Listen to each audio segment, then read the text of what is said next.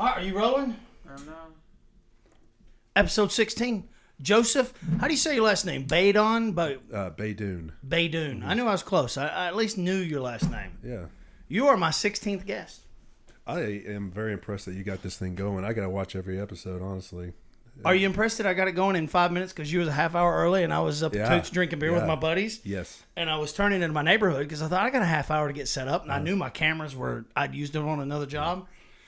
And then I'm turning into my neighborhood and here's you. I'm thinking, oh shit, I got to do audio, video, everything. I hope he's in focus. I need to check that. I need to make sure you are in focus and not the focus is locked. Oh, I guess we're good. I think he's bright. You look good, man. Awesome. Great. So, yeah, this is a really small room, and we're set up. Yeah, I had a bunch of shit sitting around. You've never seen this. You've never heard it. You don't know anything about it other than I asked you to come on. Yeah. Well, I would like to hear more about you because I've only known you for, I don't know, maybe a year and a half, 2 years, but then we've gotten to know each other over the last year. Yeah.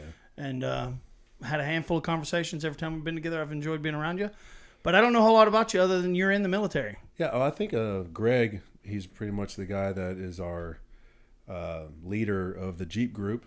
Yep, and, started with him. Yeah, and he's basically collaborated everyone together. I don't know if it's just him, but everyone in the group is a bunch of really good people. And so once somebody invites somebody else in, we take that as these are probably good people too. So when I first met you, man, I thought you were I was blown away. You're a really good guy, man. You were like very knowledgeable, honestly, about the Jeep stuff. Yeah. So well, actually, I don't think you remember the first time you ever met me. Probably not. Yeah, I just bought a Jeep, that orange Jeep, and you come outside, and you was like, you said something about my taillights. You was like, you said something about as soon as you got those taillights. You weren't being a dick, but it come across kind of dickish. Yeah, probably did. Yeah. But it was like, once you got those taillights, and I didn't know who you was. I just knew he was a friend of Greg's, and Greg didn't even know me. He was just outside checking out my Jeep, because that's like how we met. Yeah. So and then I thought, you guys met just because he saw your Jeep, or? Well, he's my bartender. Okay. And everybody there had a Jeep, and it kind of, the Jeeps around there were like, fuck, I need a Jeep. And I kept driving past this Jeep, and I thought, I'm going to buy that thing. And I did. I was on a lunch break one day, and I went over there and just bought it.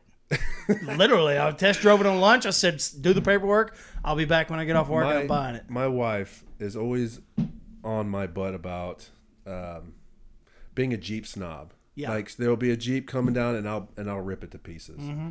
I'll be like, that guy put a mean Angry Bird grill on, and he's got a bunch of useless gear. Like the guy that came and saw us this weekend, he just kind of randomly popped up. Oh, he had the spikes. He had the spikes. We're gonna piss off a lot of people, but this isn't a Jeep forum, and I don't really care who we piss off. To be honest, good. But that stuff is to each their own. We all start somewhere. We really do, and we learn our lessons on what is important and what is not important on a Jeep. And I've learned my lesson the hard way a million times over. That stuff was complete uselessness. Unless he just wants to pimp it out a little bit. But he's on the trails with a Jeep that doesn't look like it needs to be on the trails just yet.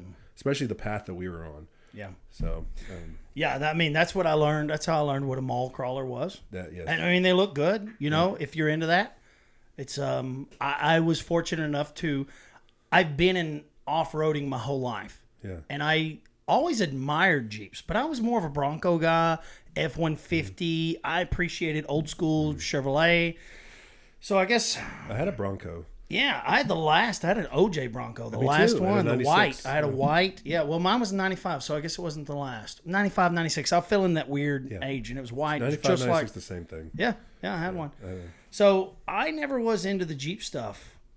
I wanted to be. Yeah. But I felt it was like one of those things, a little cliche, and no. I don't know if I even want to jump into that, and I think we have a whole night of talking about Jeeps. Yeah. But ultimately, what I wanted to do is like give you a chance to introduce yourself, figure out who you are a little bit, because I figure I can learn something, because I've had several people tell me, hey, man, you ought to give us a little background. Let us know who we're listening to. Sure. What are you into? Like I said, I know you're in the military. Yeah, I've been in the military all my life, honestly. I didn't know what I was going to do. I always wanted to open a business. I had that entrepreneurship mindset, and things always held me back to being able to pursue that. But, I always bartended. I started bartending through college. That's how I met Greg. Yeah, you know what? I thought it was Jeeps that brought this group together. was bartenders. Bartenders. A lot of us are bartenders. Yeah. We all met Nashville. back in the teens, like Yeah. 2005.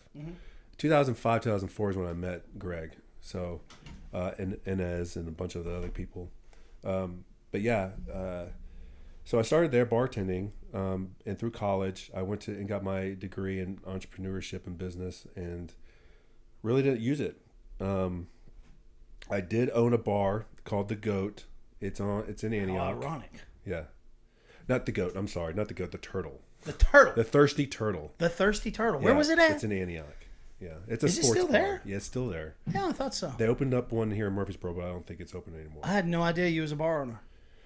Like 10%. Is it off Bell Road? Yes, it is. Okay, so I think I know exactly what you're talking about. The owner's name is I've been in Jose.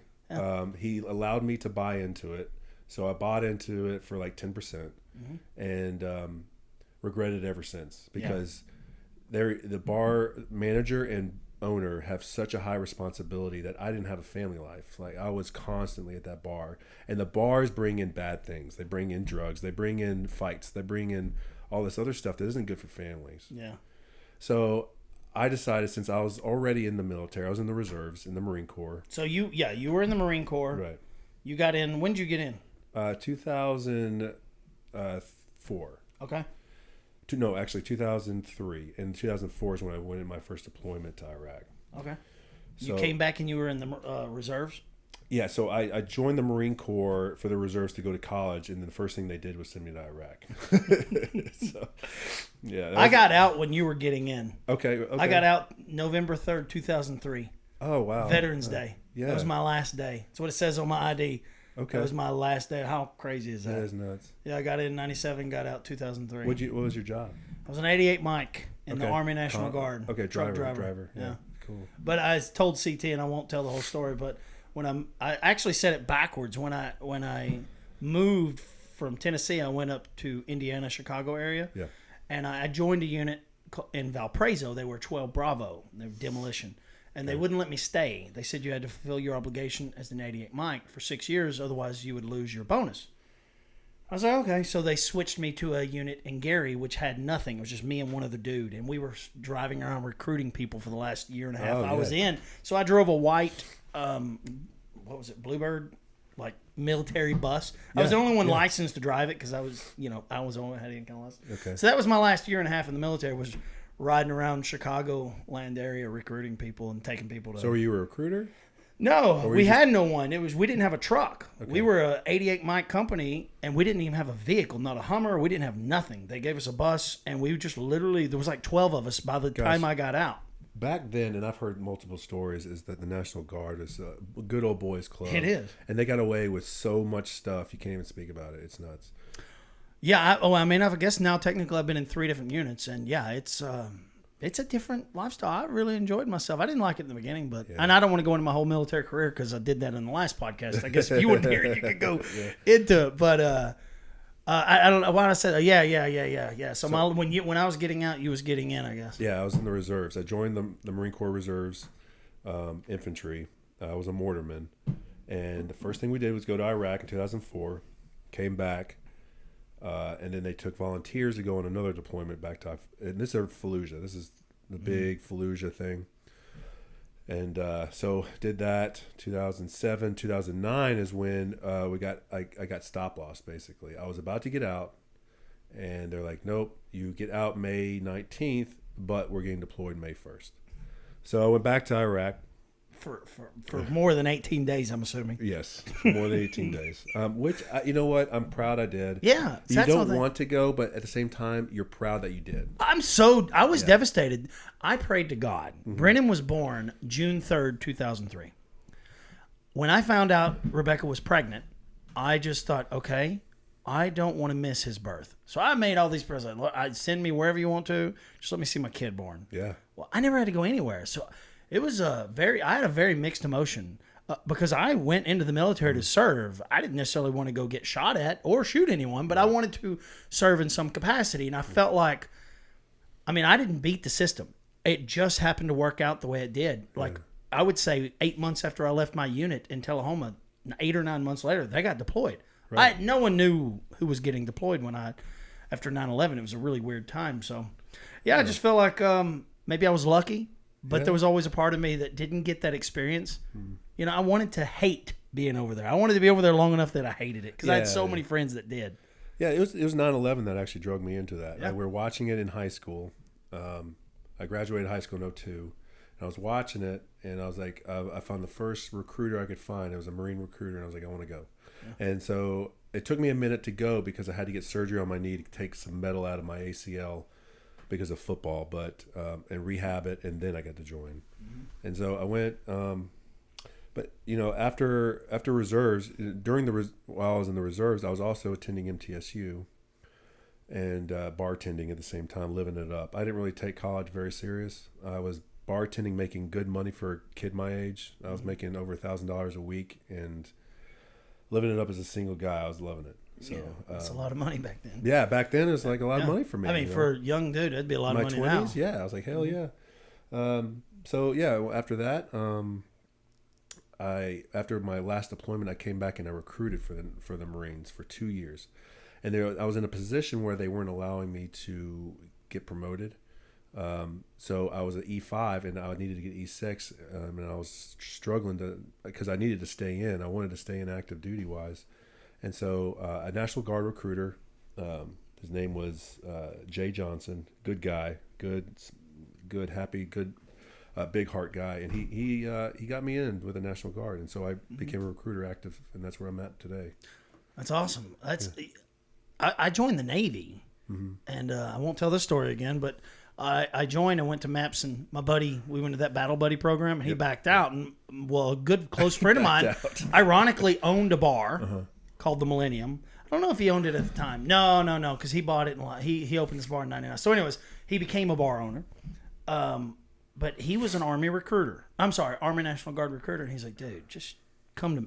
My parents had a gas station across the street. He's like, just come over to our place. I'll recruit you. Yeah. So anyways, he made it happen, and he got me out of the Navy into the Army National Guard. And that's how I got stuck in the Army National Guard. I was about to sail off in the Navy. Oh, wow. Yeah. You would have been a whole different life. That's what me and CT were talking about. I mean, I really wanted to go because my dad was in the Navy. He was in Vietnam, and he had so many amazing stories.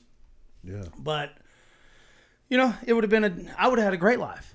You would have, and it's but so I like my life. Yeah, your life's awesome right now. You got a house full of boys. That's awesome. Yeah. But you know, I always think about that. Like, what if I went active duty instead of the reserves? Where would I be today? Would I be better off or worse? Or where would I be? Or would I be dead? Who knows? Yeah. But the life we chose is here we are. I guess it's a good sign when you say, I'm pretty happy where I'm at. Yeah, I'm very happy. I don't have any regrets. I wonder sometimes about some things, but I don't really have any regrets. None. And honestly, going to Iraq wouldn't have been all that glamorous because I was a truck driver. And so I already knew what all my buddies were doing, were recovering tanks and shit. Well, they had a deadly job, that's for sure. The IEDs were everywhere. And I don't think any of my buddies were lost to that. I don't really know. Good. So, I mean, people were lost, but not to the IEDs. And I don't think they really went too far in. They were... I don't know much about it. I wasn't there, so I don't want to speculate. But, okay. Yeah, that was my military career, yours too. So now you're still an Army National Guard recruiter, and that's what you do. You recruit. Yeah, and it's actually really stable because you just as long as you put people in, you do your job, and you have a stable job. What I mean by that is, so COVID happened, right? And a lot of people lost their job if they owned something, or bartenders, servers, they weren't able to work. Mm-hmm. I felt very comfortable. They just sent us home, said work from home, and I still made the same paycheck. Mm-hmm. So we don't make bank, but I make a paycheck. So it's good, and it's reliable. It has good insurance. Going to get a good retirement. It is a very good retirement. I only have 2 years until that. So you going to stay another longer? Yeah, I'll stay until they kick me out. Yeah. I'm in 18 years now. I don't mind staying there another 10. We'll see. Yeah. Yeah, I think my wife, her dad was a recruiter. For the Army. So, a lot of recruiters. I actually thought, I didn't realize you was a recruiter. Maybe I did, and I just didn't understand. I knew you spoke on behalf of the military, and I guess that was just in a recruitment. Recruiting, you just got to turn your sales hat on sometimes. Wherever, I go to gas stations or Kroger's, and I just talk to the kids there just throughout the day, whenever. I would love to see my kids. I wish they had some kind of program to where kids could at 17, 18, Yeah. go in and just at least do basic ROTC training. or something. Well, basic training. Basic training for sure. Yeah, and maybe even an AIT just to kind of get some kind of basic skill and then be on a list to be, called up. I think it was one of the best things I ever done was going through basic training. I think it wakes you up a lot as a human. Like for me, I was from Brentwood, okay? Yeah.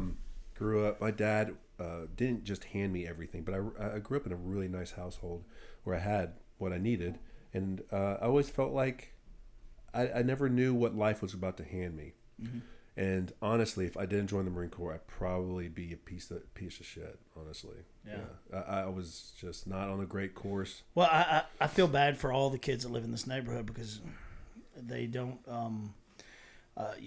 you want to be happy in life, you got to earn shit. Mm. That's the facts. And so many parents out there are thinking they're doing the right things by giving their children more than they had. I want to give them more than I had, and they're destroying a lot of potential that a kid would have had because it sets you up for resentment. It sets you up for entitlement.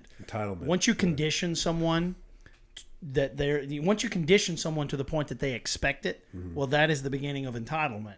And it really sets a lot of people up for failure. It really does. It sucks. I have to hold myself back all the time with my daughter. It's and hard. She is my queen. Like I love this little child, and I want to give her everything, but I can't because sometimes I do see where she'll be like expecting it. Like, hey, where's this? And so parents tend to think, oh, she's fucking up or he's fucking up. No, I'm fucking up. It's my fault. Yeah, if someone expects something from me, it means I've conditioned them. Mm-hmm. And that's my responsibility. I was trying to earn or buy or gain their attention because you want it. Yeah. And it's our mistake. I think the one thing that we've been really trying to focus on, because we want them to have good shit too, but what we try to focus on is giving them opportunity to earn money. Yeah. Or meet them halfway, whatever you want in life. Like Brennan's been saving up for a Jeep, and I just found out he's 17 years old. He's got $3,000, and I'll match him. Whatever he has, I have to match, and that's the deal we have. Whatever you want out of life until you turn 18 or a reasonable time, I'll meet you halfway. And I was like, shit. He works as not even a server. Yeah. I mean, he's making chump change as a host. And I'm thinking, wow, I never saved $3,000. No. Ever. Dude, no. It would have been gone like that. So my first car was a 67 Mustang. That's kind of badass, though. It was a POS, though. Okay. My foot almost stepped through the floor. It was stepping through the floor. It was inline six. It wasn't the V8 289 or 298, whatever it was. 289, I think. 289. And, so it was just handed down. He gave it to me. He said, here's your first car. Fix it. You can have it. Yeah. So I worked at the Deli Mart down the street in Brentwood Market Deli, and every paycheck I got, I put in that car, and a little bit too much. I never saved a dime. I put it all into it and more. So, and in a weird way, that's almost saving. I mean, yeah, sort of. I pulled out my wallet. I can't save. I mean, I can save when I know what to save and what not to save, but I'd rather invest than save. Yeah. I just don't want to. I don't see a whole lot of point in putting a whole lot of cash in the bank. I'd rather put it in something else to gain. Yeah. Yeah, and just it's just the way I am. I like spending money. Yeah, but I like having fun. I do. You see my Jeep, man. I spent way too much on that, bro. Yeah. Speaking of, man, it did really good. We'll get into the Jeep stuff. Golly, we got a weekend. We finally went wheeling together. Yeah. The first time ever. This weekend, this past weekend, and damn, was it eventful. It was. And my Jeep, actually, the Gladiator did really well. It's a lot bigger, wider, longer than a Wrangler. Mm-hmm. A Wrangler is way more superior off-road for sure. But it did well. Only because of the approach and departure angles, right? Yeah. And the wheels, the what am I trying to say? The distance between the wheels is called what? What am I trying to say? It's too long. It's a lot longer. So what do they call that? What the fuck? I can't even think the name of it now.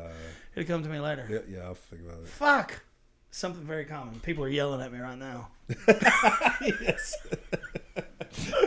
Anyways, Wrangler, the Gladiator's a lot longer. Even the two-door JKs. I see Freddie and his little two-door. It's got wheelbase. Thank you. Wheelbase, yes. The wheelbase is so small in that little two-door, and he just...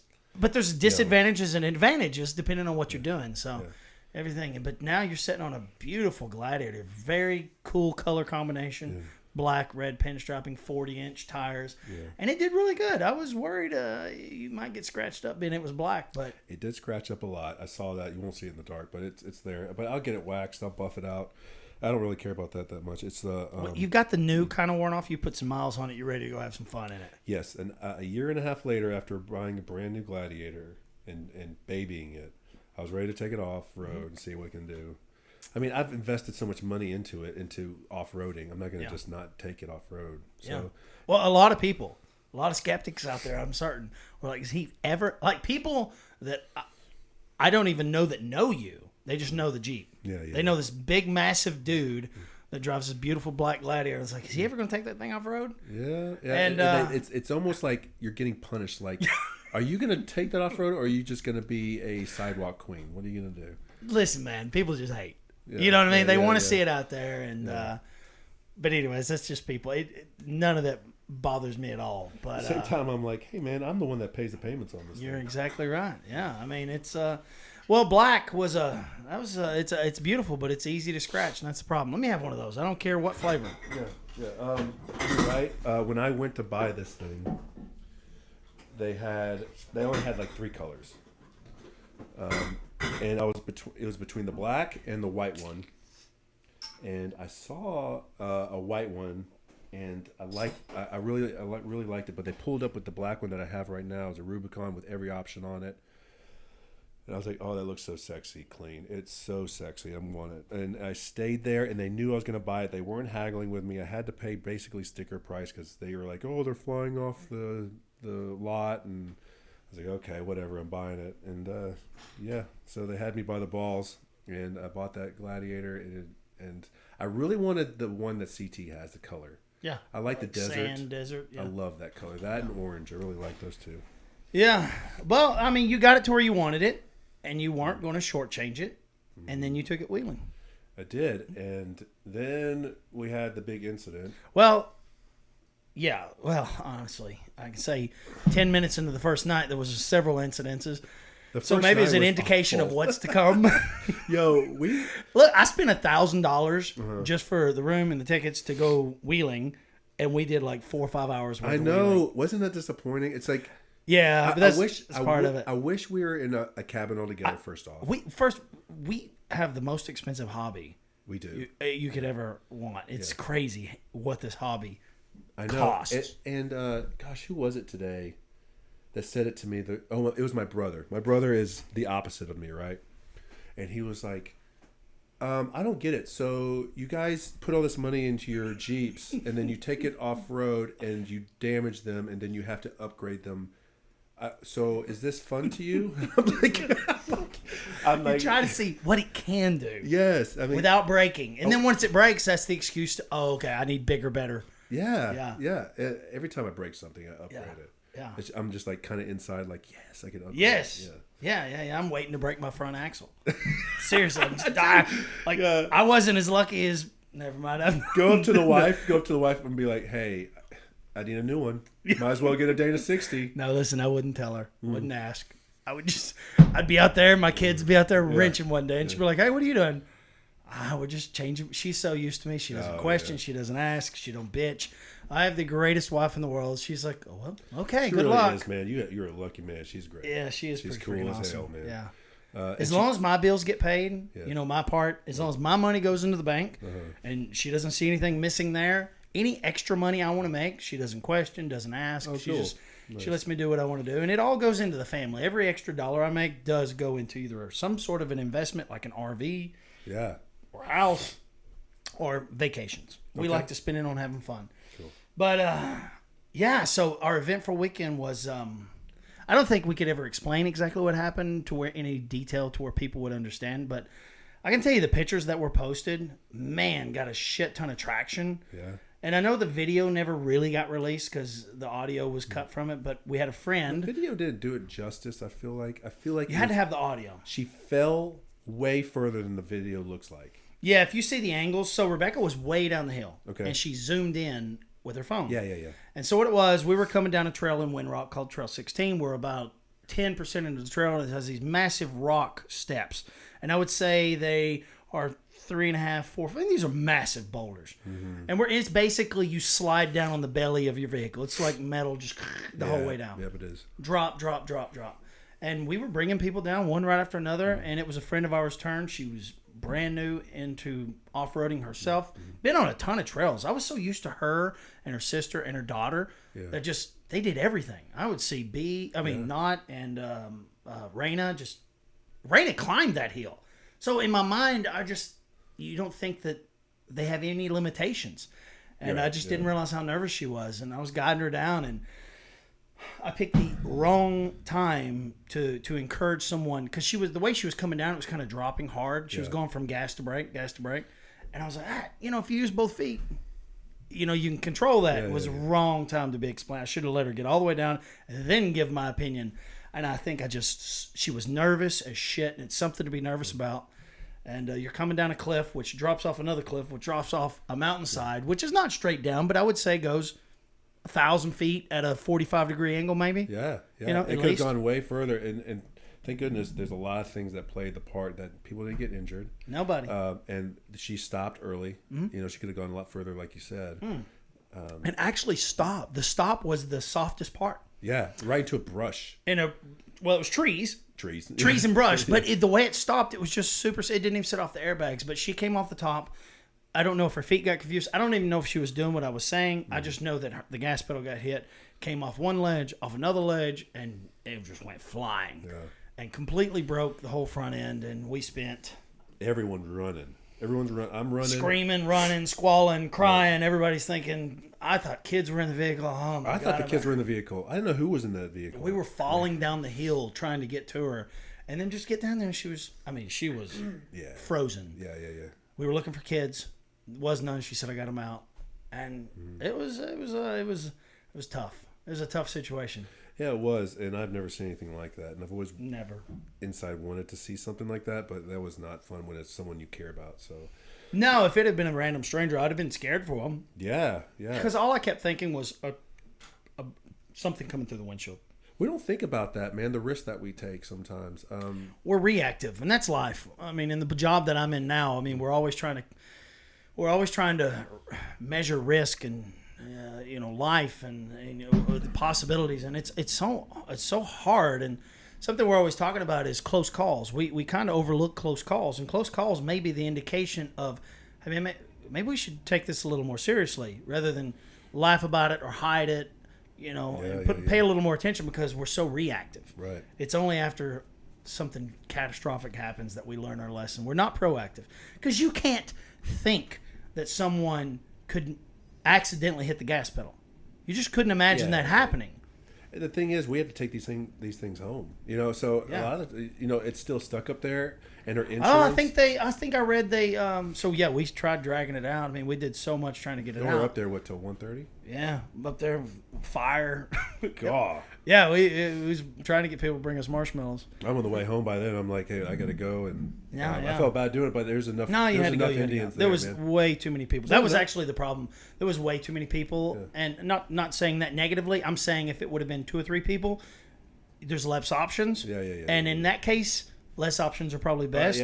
And either you decide, okay, we're not doing this, or we are doing this. Just a decision needs to be made. It's always hard for me to help when there's too many Indians. Yeah. There was 2 chiefs going on. We had Adam and you. Yeah. And a lot of guys. In that case, I would call an Indian. I don't think you should be doing the work if you're managing the work. And something I was thinking about, and just to be honest with you, I was thinking a lot about this. We could have been really hurt because we're using high lift jacks, which are dangerous as shit. And I was nervous as shit about getting into this Jeep, because the number one killer in life, if you know, is gravity. Gravity energy is dangerous. And so I was super leery about getting on this thing. I didn't want anybody near it. But I thought, I was thinking, it was like yesterday, the day before. No, it was yesterday. I was driving down the road. I thought, you know what we needed? We needed a project leader. Not a boss, not someone there that's in a position of power, but in a position of responsibility. They don't need mechanical knowledge. They just need to be able to think logically, make logical decisions without, a big emotional attachment, and say, hey guys, I don't think this is safe. Or just stop what's going on. Yeah. You probably shouldn't even be involved, and you see anything get from the macro. the big picture, while everyone else is working on the micro, and we're down here tinkering. And I think it would have went a lot better. The adrenaline, like no one gets to experience these things. Right. And we did good. No one got hurt, and it went really well. We actually drove the Jeep and almost drove it out. Matter of fact, I drove it. I was driving it down the mountain. Yeah. With a ton of straps and steel bars. I mean, we were literally duct tape as a joke, but we did had the winch cable underneath it supporting the axle. That was the big one, yeah. But actually, the one mistake we did make was not sticking to the trees. You and I went back up there to get those trees. If we'd have put the trees back under there and winched them, we'd have slid right down. So when I was leaving, were you there with me leaving? I don't know. Okay, so we were leaving, and we're going through the trail. We're actually going over obstacles to get Did you out take of here. 16 down? Yeah. The whole way? Oh, no, to the trail, to the gravel. Oh, and then you took it's the about gravel. 2 miles. Yeah. And then the gravel. Yeah. So I was like, there's no way it's coming. There's no way. I was going, well, we didn't. Well, that's what we were told. We were coming down there. Because there was no way to go up. So the only way was to go down. Yeah. And I drove out, stressed out, in two-wheel drive. I made it out in 10 minutes. We flew through it. Oh. Because I was done. We were dragging it down the hill. And so, so many people. How did you get this thing? Through the first hard section. There's a hard section that you come around, and it's pretty rough. I had to get pulled through a few spots, and then they get on the radio and say, "Don't come this way. Okay. We don't think you'll make it. You have to go back the other way," which was crazy because there was no going the other way. Yeah, you're done. You couldn't make it out. So for some reason, we second guessed ourselves and drug it back, and then it snapped. We got it all the way back to where we started. What? Up on top of the hill. How much up on top of the hill? Time? We should have. Okay, when that happened and we assessed the situation, everyone was okay. Drag it back up to the top from the side of the cliff. We should have assigned a project leader. Right. Someone to just make logical decisions. Everyone stop for a second. Let's think about this, okay?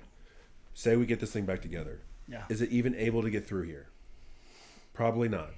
So the best thing that we can do is try to find help. If we can't find help, and if no one around here can get this thing off the cliff, we would call insurance. Okay, and insurance, of course, for some reason, she has the best insurance in the world, and was like, "Yeah, we're going to take care of this whole thing, and we're actually going to send people out there to take it apart and bring it off the mountain." Like, who did you get insurance by? Because I need that insurance. Yeah. Well, so many people were worried that the insurance wouldn't cover it because it was off road. I know my insurance company would, but who knows if their insurance company would. So, there was a lot. People worried about it getting stripped, and we're lucky it didn't get stripped. Anyways, there was a lot to it. Do I think we could have made it down? I'm still 100% convinced that we would have gotten to every hurdle and found a way over it and found another way over it. Because at least we had momentum and downhill. Yes, we would have done a lot of damage. Yeah. But in my mind, it was destroyed anyways. Yeah. And let's just salvage bumpers, winches. At least you get it down, you get to take all that stuff off. Right. If you would have stripped it up there, it would have been theft. Mm-hmm. But if you get it home, then you take all the factory parts, put it back on, you're good. But apparently her insurance is better than mine because it even is going to cover the aftermarket stuff. Yeah. That's insane because I have insurance and they would have laughed at me. Yeah. They'd be like, we're the cheapest for a reason, homie. Well, the reason why we actually became friends was I destroyed my Jeep. Which That's had a shit ton of aftermarket. Everything over. And I got down to I was looking for a Jeep to swap parts because my insurance company said, no, we're not going to reimburse you. Yeah. I said, well, I'm taking these parts. And they said, as long as you put the factory stuff back on, we're cool. Yeah, I remember that. So that's what we did. That was a day right there. And honestly, if I don't understand something like something major, like an axle, taking one off, that's huge to me. I mean, and I'm scared. Not some more. We did yours in my garage. Yeah. My axle? Yeah. Well, we took the axle out, but we literally dropped the axle, but that's dropping the axle. Okay, that's true. We literally disconnected everything. Yeah, that's true. Your axle was on the floor. Yeah. So it would have mattered sliding it out and putting another one in. To me, how big of a task that is, and then we accomplish it. Yeah. And you're brave enough to go right into it and dig right into it. Well, to be honest with you, it wasn't me that was brave enough. I had never pulled axles. I've worked on cars my whole life. My first business was a mechanic shop. Right. And I just always engines. I knew the mechanical aspects of a car, but I'd never built four-wheel drives. Pulling axles out, yes, I could replace an axle, but building one, changing the geometry, it's just something I'd never been associated with. Well, I think that's if I ever had a four-wheel drive, I bought a four-wheel drive that was already built. So what's funny is Greg is the one that had the confidence to say, yeah, we can do this. Yeah, we can do it. No problem. We'll strip it. And then knowing now, well, he just thought we'd figure it out along the way. He had been involved. I mean, to get into his credit, he's been involved in enough. But, you know, the more we've got to know each other, the more we realize, oh, we're just learning this shit together. Yeah. And it takes balls because I will, if I do it by myself, I will back out and be like, I don't want to go too deep in this because I'll be stuck here and I don't know how much time this is going to take. If I'm with somebody and I have another brain to spoon feed me something, then it's way better that way. I have someone to give me confidence to dig into it and keep going. That's all it is, really. That's life, though. I mean, whether you're talking about pulling an axle out or taking a job, career, dating, it's just that, fuck it. You got to dig into it, man, and do it, or you're never going to do it. Yeah. You have to make that scary leap of faith, and you'll figure it out. You always do. Yeah. Like, I mean, you may end up with parts at the end. Literally, we in your garage the other night. Oh, I wouldn't call it a garage. I'd call that a nice shop. Yeah. We did 3, and I don't know if people are going to get bored as shit hearing about Jeeps. But fuck it. That's what we're going to talk about. Yeah. We're getting to know each other ourselves. But we had an oil cooler to change, which none of us had ever done it. And you have to pull intake, top, lower. How we many did 3. did y'all do? 3? 3 that was an all-day job. Why did 3 of us need that done? It was 3 different Jeeps. Jeez. 3 different Jeeps. But it was funny because we were getting ready for the trail the other day, and Derek and Jade's Jeep, they popped the hood for something. And I looked and I was like, well, that don't go there. The intake was... Anyways, the point is that we were still... Oh, that didn't even... It wasn't even right. It didn't even matter because we figured it out. But there were some bolts missing or something like that. Yeah. We just misaligned some shit. Yeah. The point is that if you... This is what I say. People say, well, what if you fuck up? Well, how much do the parts cost?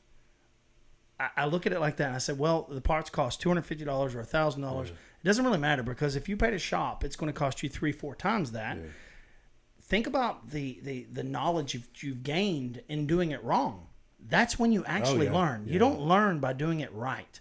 You learn by making a mistake and saying, oh, fuck, that didn't work. And then you start really going in deeper and you start dissecting it and you have to learn it from the inside out. And then that's how you become an expert. Hey, you know, my friend, a good friend of mine, Will, he bought a truck, a Tacoma or a Tundra, and he's got a lift on it. He's like, hey, man, I know you got that lift in your shop, and what are you thinking that you and the guys can put this lift on for me? I'm like, I'm sure we could. I've never put on a lift on anything else but a Jeep. So I think we could probably figure that out. We could do something like that. And Jeeps are like Legos. You can put them all, take them apart. Jeeps are different. They are designed to be cut, beat on, stretched. It's the only vehicle, and I want to say that about Jeeps. You know, people talk about having a motorcycle. You know, it's like having a motorcycle. You wave, you know. Well, if you think about a motorcycle, there's 50 different manufacturers. Right. There's only one Jeep. And then they make different versions of that Jeep. It's a really weird thing. And I don't think for one second they're the best built. You know, there's a lot of crappy parts on a Jeep. There just really are. But you can modify and upgrade and turn it into your own personality. Yeah. It's something that represents you as an individual. So much about them is that they represent their personality. They do what they want to. Regardless if it's ugly angry as sin. Face grill. Yeah, angry face grill. It's your personality. It's what you like to super duper Jeep that's made for just crawling. Yeah. I think angry face grill would have probably been badass if you were the first person to do it. Yeah. No, it only becomes annoying when everyone does it. It could be like anything. my taillights, for instance. Okay. Right? So you had the same taillights. Yeah. But then once you get it, then you start realizing you start seeing that shit everywhere. Yeah. Does that make sense? Yeah. Once you have it, you see it. Yeah. I don't own a Tesla, but if I own one, I'd see them everywhere. Right. Yes, so then it becomes I think that's the annoying thing is when you start to see everyone get it, and then what is that? When you just copycat or whatever. But yeah, we're just judgmental human beings, is what we are, and we can't help it. You know, we try to hold back. We try not to be snobs, but it happens. I am a dick when it comes to that stuff. I need to calm down. I'm a dick for other reasons, for whatever my wife tells me and my family tells me, but I don't mean to be. I don't know I'm a dick until I hear myself back. For instance, I don't ever notice you be a dick. Maybe because I'm worse. I don't know. Maybe. Yeah. You may be worse. But here's the deal, though. There's a side of you that I think can be, but for the most part, 90% of the time, you're the biggest sweetheart I know. Yeah. Like, you're this big, massive man that could just crush head like a fucking Hulk. Well, but overall, you're just a sweet guy, and I love that. Well, mostly because I like to talk shit to my friends. I hope you don't mind me calling you a sweet guy. No, it's fine. But that's how I would describe it. I think it's a compliment, if anything. Yeah, because I love all of my friends, man, and I would do anything for them. It's when you recognize a friend that won't be there for you anymore, or it won't do. If you're going 100%, they're only going 10%. I know you're supposed to continue to go 100%, but I don't agree. It just goes. I think that's really, I think that's the thing. I think that we've been told to think that. Yeah, you're supposed to be better than that and go and keep going, but you're being used at that point. Like, yeah, no, it's up to you. It's up to you to say, I have a lack of self-respect, and I should just say, good luck, man. Hey, if I'm the one calling you and checking on you, and you never give a shit about me because you're busy. Well, I think it goes back to that entitlement thing and that expecting thing. It's up to us. Like we've almost created that condition by always being available. Mm-hmm. And when our friends are not, it's sometimes we have to pull back and give them a reality check. Like, all right, well, you're a little too busy for me. I should invest. Everything in life is an investment. I always talk about investments. Yeah. And investments, this is an investment of time, effort, energy. And so I just think about where should I invest my time? And if they don't really appreciate it, I'll withdraw and invest it in someone else. And I think that's the way it should be. Yeah. And then they wake up and say, hey, where you been? And I don't take it personally. I don't think you should. It's like if you're always there, it's almost like I need something. Almost. You know what I mean? Does that make any kind of sense at all? Yeah, it makes total sense, yeah. So. Yeah, you're right. And I try to be, I find myself checking up on friends that haven't reached out in a long time. I haven't heard from them. But it is, like I said, I love my friends, especially this group. They're just such good people, man. And no one is judgmental. No one cares about how you dress, how much money you make. And that's the best part and trait of this group. And it's not a Jeep group; it's a group of friends. Yeah, the Jeep is that's the best way to describe it. It has nothing to do with Jeeps so much.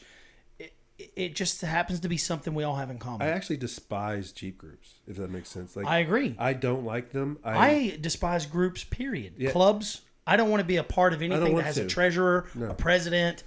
You know, that's too much of the real world. This is a utopia. This is based on respect. We go in and we can share a cabin and we can drink together, eat together. We always have a good time together, and we help each other out. Like if anybody's having some sort of issue with their Jeep, and we're like attack it and fix it. Yeah, and it don't even have to be Jeep.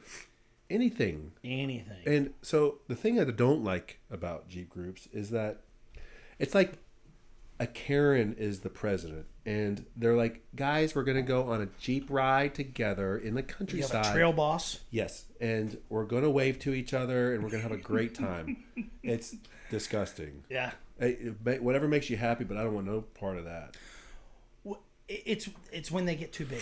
And, you know, that's okay, so that's just human psychology. It has nothing to do with Jeeps. It could be a bass club. It could be a group of monkeys. And that's something that, you know, CT and I talked about. I talk about it a lot. You know, a troop of monkeys can only be about 70 to 80, and then it fractions off and creates another troop. Well, humans are about the same thing. Yeah. 70, 80, 90 people, and then we create a new tribe. Yeah, and it's just the natural order because we're tribalistic creatures, whether we want to be or not, we are. And once the tribe gets so big, you have to have order. You have to have a hierarchy. And that's why I like this group is small, and I think that's why everyone is very protective about keeping it small. For instance, when I showed up to the Red Clay Rally, right, the group was small. Yeah. There was 5 Jeeps in that race, and Greg had invited me, but had kind of told the group that this guy's coming with his family, and you know he may hang out with us. You know what I mean? I feel like he may have gotten in a position like, oh shit, I kind of invited this dude because we hit it off one night. He's like, you should go with me. Or with us, because I was telling him I was going west. So it was almost like I postponed my trip to go on this trip so we could go out west together. But after the second day, we all got to know each other and just fell in love. But it's just one of those things, man. Small groups are rare. Yep. As long as there's not a hierarchy. You know, people talk about wanting a utopia. That's what socialism and communism. Like the idea of it's beautiful, but it only works in very small numbers. Once you exceed a certain number, it has to have a hierarchy. There has to be some sort of order, otherwise it's chaos. And so it's a very fragile thing. And it's based 100% on respect. If I'm acting like a dick, I won't be invited back. Right, yeah. It's that simple. Yeah. And I think that like what you were saying goes into what's going on in our country, man. We're Americans and we believe in hopefully believe in the same thing of what our original traits are in freedom of expression and the press and all that type of stuff, in speech, what we originally hold dear. But lately, it's become split in half so hard that there's hate. We have hate with everybody. If you're a leftist, I hate you. If you're a righty, then I hate you. And if you're not left enough or right enough, you cannot be centralized. And those people, and there are a bunch of people that are more central, but they don't win. They're not winners. So we got left and right, and we have a lot of hate, and it's stressful. Like you said earlier, I need to get off social media. I really do. It sucks you in. The media is splitting us apart. Well, the whole machine is designed. Think about when it all started. I mean, it's been going on our whole lives. I mean, divide and conquer. You've heard that your entire life. Yep. You want to conquer someone, you divide them. And think about Occupy Wall Street. Remember that when the left attacked Wall Street? Do you remember that? No. So you don't remember Occupy Wall Street, which was in 2005, 8, 9, 10, probably I'm going to say 2010. Okay, yeah. Occupy Wall Street, where a lot of left-leaning people were attacking, you could say, capitalism. Okay. It looked like an attack on capitalism. And let me tell you, I'm for capitalism. And if you can make socialism work, good luck. Yeah. And as long as there's no more than 10 people, I'm in. Yeah. But once you get more than 10, 15 people, I'm out. So it was attacking on that. And, man, it was gaining a lot of traction. And then it was funny that everything switched to identity politics. Yeah. Right? It was like a way to redirect. And I don't want to get into all. Me personally, because I'm not educated enough to really have a conversation like this. But I look at the psychology. I don't talk about politics. Yeah. I research the psychology of the politics and try to understand what's happening. And that's all it is. It's oh shit, we have to deflect and redirect attention. Yeah. And then they made it about equality and all these things, and it's amazing because you can take people that you would disagree on Facebook with. But then, together, you would find way more in common than you have separated. But the way social media is designed to place you in a feedback loop. If you like this, it's going to start recommending things that you like, and it will start to separate you. The same thing happened on Twitter. They want to separate the groups to divide us. And the truth is, if we could ever just have a real personal conversation like this right here, we would find that we have far more in common than we have against each other. So the thing that I run into a lot is that my brother is the opposite of me, like I said. Mm-hmm. He's liberal, and I'm more right-leaning. And we actually had to come together and be like, look, we can't talk politics. It's funny because families are Family harder to split. talk to than a random stranger that could be truly left and you could be truly right. It's really weird when it comes to family. Because we can fight in front of our family. Like, it's a family. I mean, you're going to be my brother forever regardless. But we can't even talk politics anymore, honestly. We try to keep away from it. But everything revolves around politics nowadays. It doesn't matter what it is, even football. Like, it somehow comes around. And so when we have a conversation with the other, we're just talking shit. We have to, I can sense it coming. Yeah. And then we kind of, defer from it. Yeah. Well, it's called cognitive dissonance is what every human being suffers from. Yeah. And it's when your values seem to be challenged or attacked. It's the reason why very smart people can believe in very dumb things and defend dumb things. For instance, flat Earth. Once they get hooked and you try to attack the flat Earth, you make them double down and confirm what they already believed. Rather than the way to. So this is something I've tried to learn is you can't negotiate with someone with logic when they're suffering from cognitive dissonance. And if you look it up. Yep. Cognitive dissonance. I can't give you the correct definition. I just know that's what people are suffering from when they double down and they reinforce their belief system. Yeah. So what you have to do is, and rather than using logic obviously divides us more. Every time you come in with a really logical debate, it's like, here's the proof. Look at this. Yeah. They don't want to look at it. They don't want to talk to you about it. It gets worse, right? Yeah, it does. So it really happens in families. Especially if you cause it on Facebook, because everyone's looking. Mm-hmm. Everyone's looking at this little argument that's going on. Yep. And so people will start getting... choose a side. Oh, they're like, oh my gosh, I have to stick up for myself. Even if I'm wrong, I can't look stupid in front of other people. So that's cognitive dissonance. Yeah. I don't want to look stupid. And I don't even know if they logically think that way.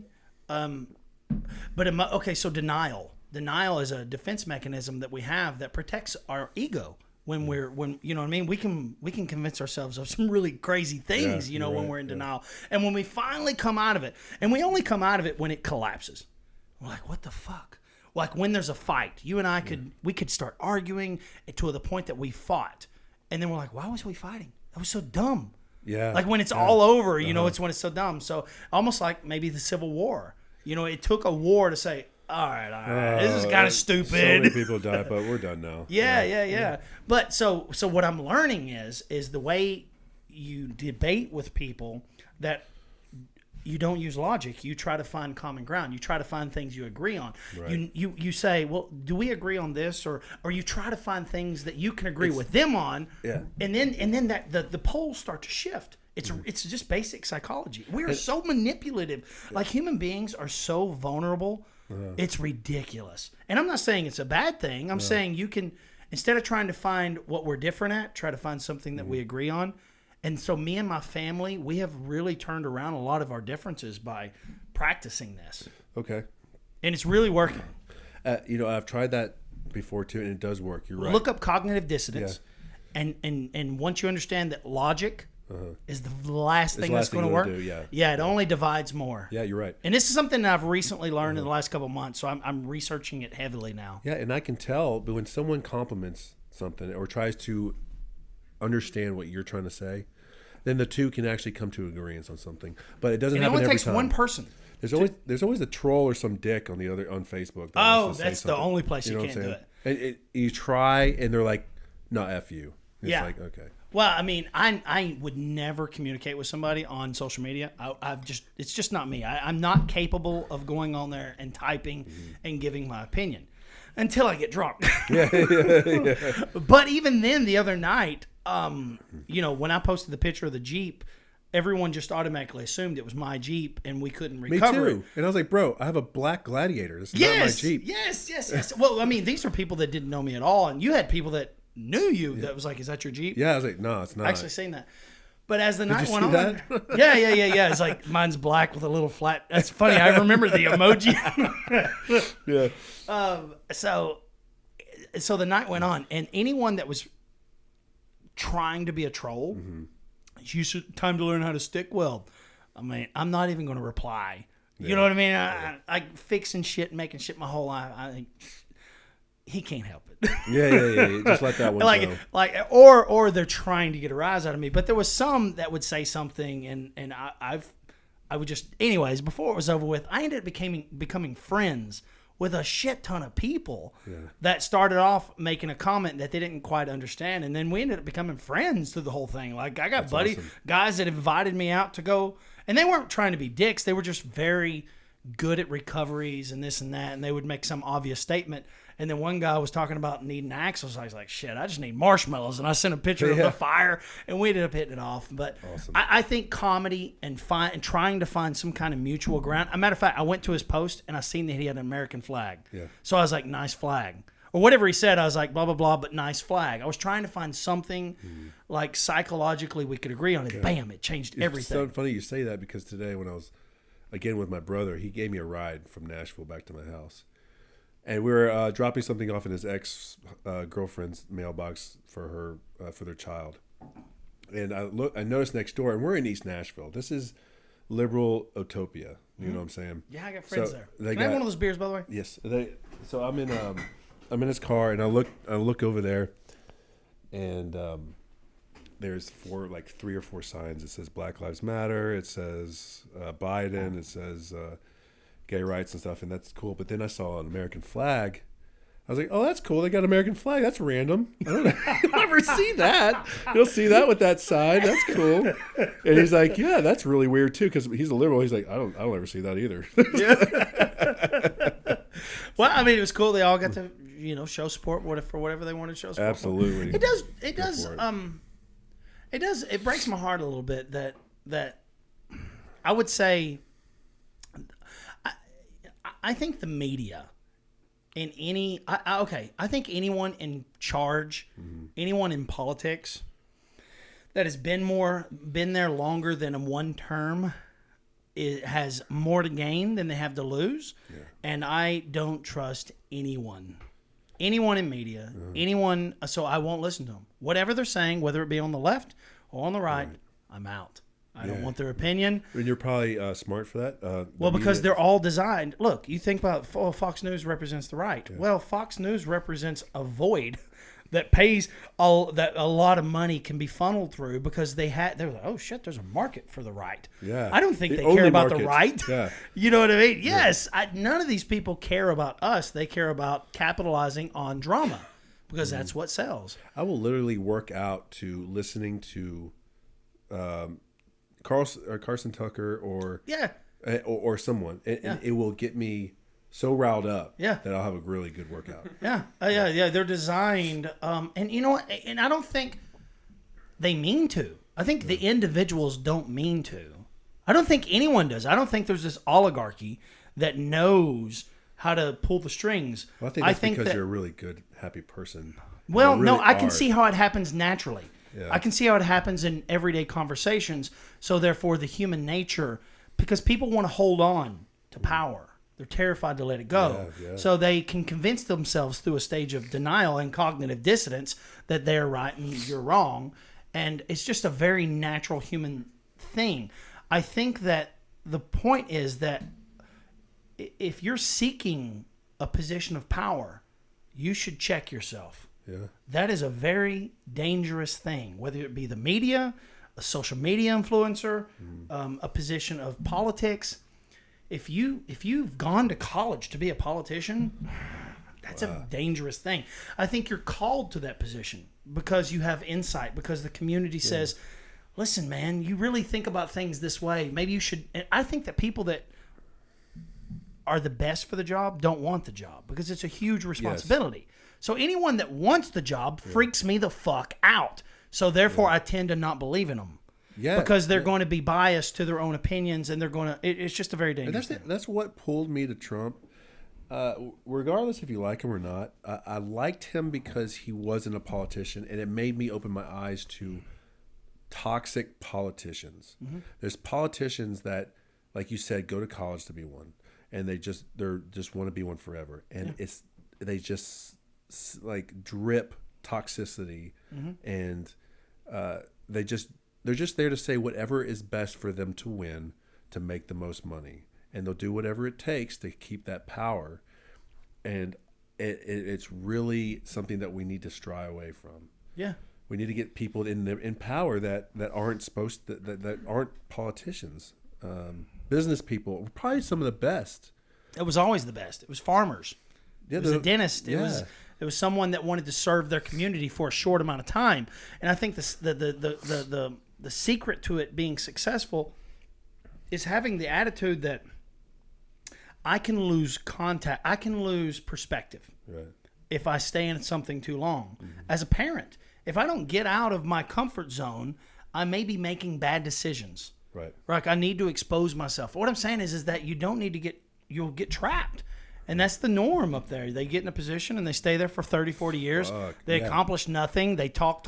It's all bullshit. 70 freaking years. Yeah. God, can you imagine? It's crazy. 70 years. It's crazy. The whole system, like the American system is amazing, but it's still not right. No. You know, until there's term limits and people, we just think about everything backwards. Everybody's out for, look, I do a lot of thought exercises. What are these? And I don't mean to, but thought exercises, I do why. It's just why. You ask, well, okay, well, once you figure out why something is, well, you say, well, why? Yeah. And you just keep going. And, man, if you go down some of them, it's amazing what you can second guess in life. Mm-hmm. Capitalism. I always believed capitalism was the way. But then once I go through, well, why? And I start going through that process. Just take any idea and start to question it. But be honest. Give it time. Give it a week. Yeah. Give it a day. Even if you believe in it a lot, it's hard to think about try it. to prove why it's so good or why it's so bad. It doesn't really matter. Just go through the exercise and then really spend time on the answer. Don't just stop, because you'll find that you get to a place that's pure. Mm-hmm. And once you understand that, we're a consumer-based society. Mm-hmm. I don't need this. I don't need this. I'm trying to be something. I'm trying to prove something. I have an ego. I have a fancy car, a fancy house. And if I only realized capitalism is just a consumer thing, you know what I mean? I mean, I think it's a great thing, but I think it can also get out of hand. I think once I understood what communism was, it meant community and socialism. And once I understood all these isms, all of them at their root are pure and were started with good intentions. The old saying, virtuism. You know, virtuism is the road to hell is paved with good intentions. Mm-hmm. People wanting better they see an inequality and they say, I want to make this better. But there's always a flip side to everything. So you got to be very careful. Yeah, too much of anything is too bad. Yeah, and so I just realized, we just buy. We buy in our happiness. So I'm saying it's all getting out of hand, you know, and honestly, I think if we just figured out how to consume less, you know, and conversations became more important rather than, I don't know. I'm saying my thought exercise took me to a point that I realized, oh my God, we're just a consumer-based society. Like I had never thought that way. And then I was able to relate to so many other people that started living off the land and people that I couldn't understand how they could become minimalist. Yeah, so it makes sense. Like, you know, I moved out to the countryside basically, and I got my chickens, I got my land. It's quiet out there, and my daughter, I've got her doing chores. I got her doing certain things that I want her to do, like go in the morning. She needs to let the chickens out, and at night she puts them back in. God, it's so good. Structure, routine. It's good, but you know, the tablet's there, the TV's there.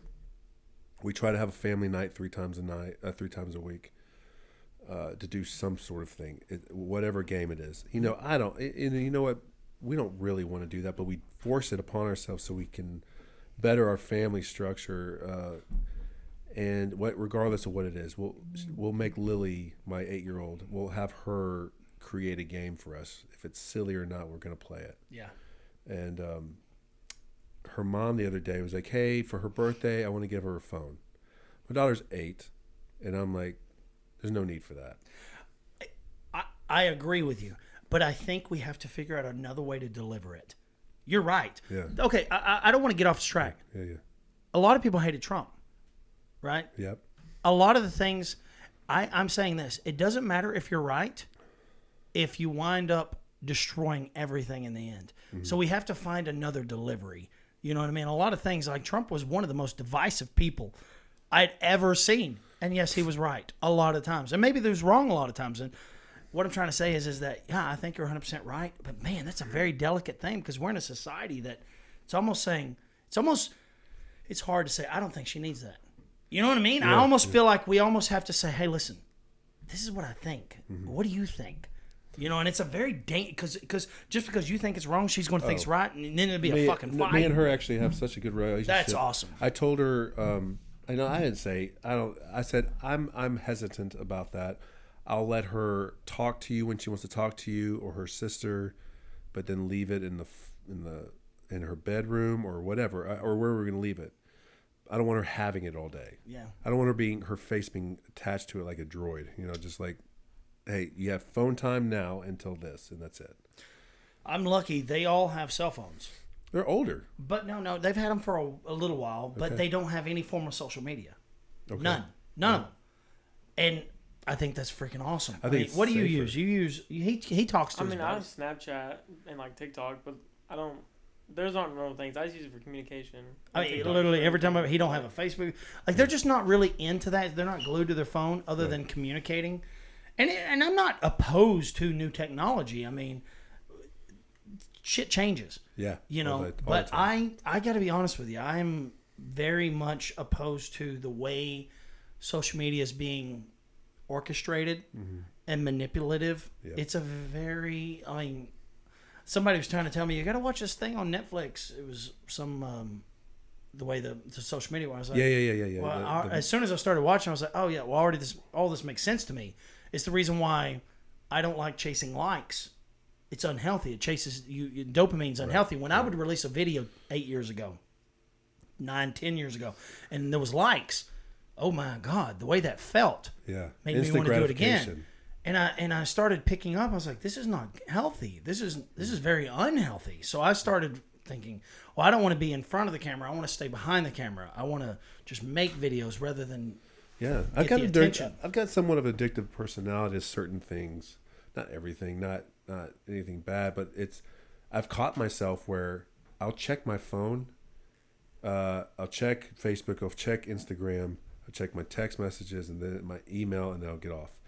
5 minutes later, I'm checking it again. I'm highly aware of this. I've checked my phone 30 times over the weekend to see if someone liked what I had done over the Jeep thing or disliked. Like, I wanted to know. I was curious about what someone thought about me or I was curious, and I hated. Why is that so addicting? That is so. It's pathetic. Because we have an ego. It's like, I want to see how many people liked my. Well, my it's our picture. ego. Our ego is what it is. Awesome. I mean, if you really started researching and thinking about what your ego is, and the way I describe an ego, and maybe I had heard it described this way, and I'm reiterating what someone else said. Right. Your ego is that thing that's there to. You could say it's to protect you, but the way they described it was your ego is the thing that's there to remind you of what a loser you are. It's that thing that makes you second guess every decision you make. Oh, I don't look good in this. You know what I mean? It's there to. I've heard it described as it's this thing that can play tennis by itself and go back and forth, and you watch it as a video in your mind. You're watching this video of how much of a loser you are. Let's say you're having doubt. And this thing, your mind plays this fucking video back and forth. You ain't good enough. You're this. You're that. Right. And that's your ego going back and forth. And I think that's all it is. I think it's this. We're still evolving. We're a species, and that ego was incredible because it's the reason why spoken language exists. This technology exists because so much there's a side effect to it. It was incredible. It created the automotive industry. It's everything. So. I don't think the ego's bad. I don't want to. If you didn't have an ego, we probably would cease to exist. Yeah. I think it's about finding balance. Right, and I think, like you said, we have every answer we ever want in the palm of our hands, and we use it for likes and to see Bernie Sanders memes. It's like, I was so disappointed. I told Rebecca yesterday. I was like, why didn't I put that little Bernie Sanders meme around the campfire in the picture that I posted when we was asking for marshmallows? Yeah. But I don't think that way. I mean. This is what I do for a living. Videos is what I do for a living. I can't. I don't do it. That thing got crazy, didn't it? I mean, Bernie Sanders. I can't. I didn't even understand what was happening. I was like, okay, I'd say I don't follow any social media. All it was is just him at the inauguration, just sitting by himself with mittens. It got and big. People just were like, boom, like Bernie Sanders is there for. Some reason he doesn't want to be there. I do admire people that have the ability to find humor in things that I could never see it. And the way they can title something or write something, memes are an art. It is, and it blows up, and I wonder who makes them. I don't know. For the longest, I thought Derek, our friend Derek, made memes. Because if I ever want a good laugh, I just go to his Facebook page because he shares the funniest shit. Have you ever seen his Facebook page? No. It's so funny. He's always sharing shit that just makes me crack up. Good. But he said all he does is share other people's stuff. So yeah, and I don't know who writes it. That's the. Some days I'm on a kick for politics. Some days I'm on a kick for funny memes, and then some days I'm on. Who do you follow for politics? Ben Shapiro. I like Ben. He's another one. So I started out following Ben, but he's so logical. And so right all the time. He's very smart, and he can make you feel dumb not thinking the way he thinks. But I think it's divisive. I don't think it works. I don't think... this is what I'm saying. I had made a video one day. I had started making these... My first videos were called Random Thoughts. And I would just ride around in my vehicle, my Jeep or whatever, and I would just shit that was bothering me on my mind. And I was talking about... the video I made was called... listening or whatever. Yeah. And I thought, oh my God, does it matter if you're right if you wind up alone in the end? It doesn't fucking matter. Yeah. You got to work on your delivery. Yeah. It does not matter how fucking logically right you are. But he's such a good debater. He destroys everybody. He destroys everyone because he's witty. He's fast. He's very knowledgeable. But do you think it's effective? I almost feel like it's divisive. Well, if he's debating, it is effective. But if he's trying to get you to agree with him, it's not. Because and I think the art.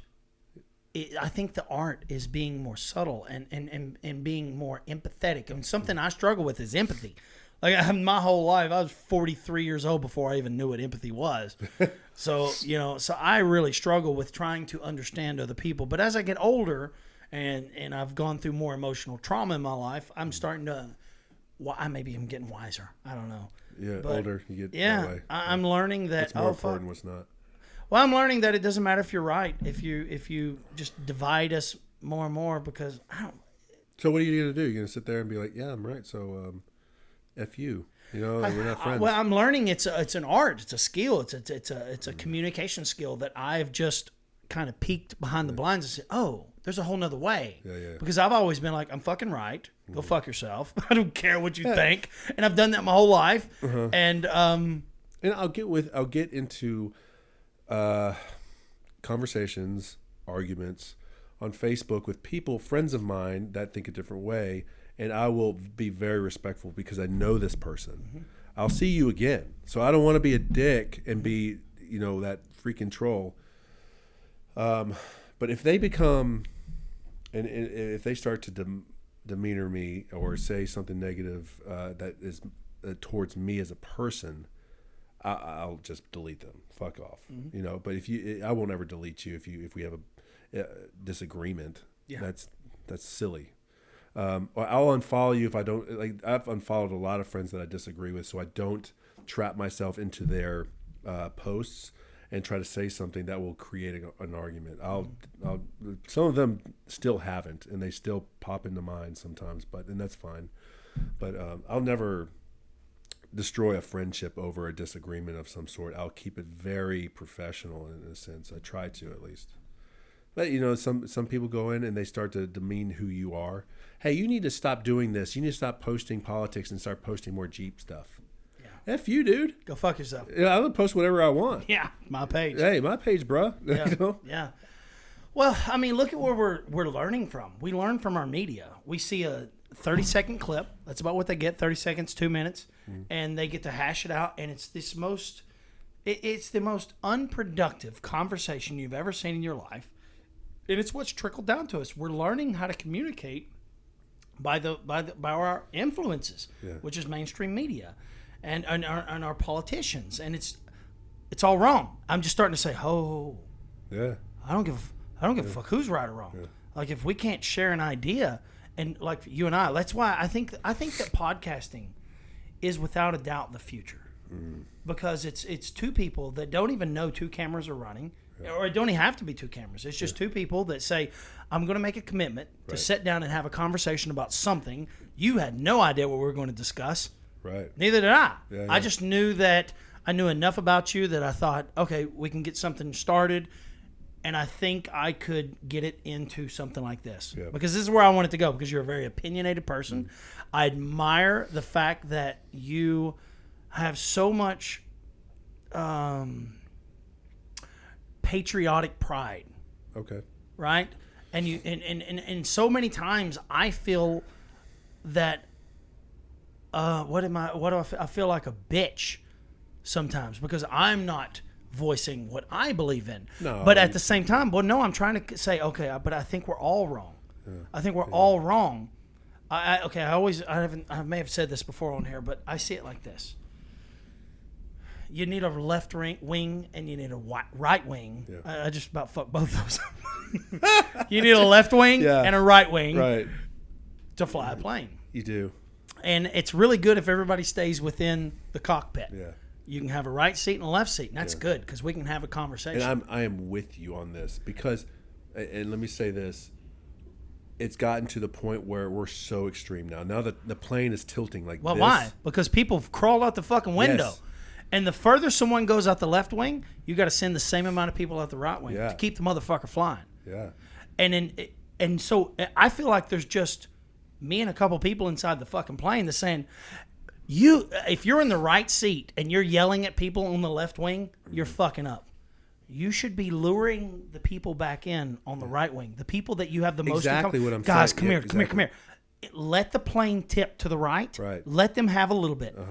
They will send theirs in. Yeah, exactly. And we will eventually all fill the plane back up and then say, okay, we almost crashed this motherfucker here. Right, yeah. And I think that's the way I see it. So we had a pretty extreme left with Obama, right?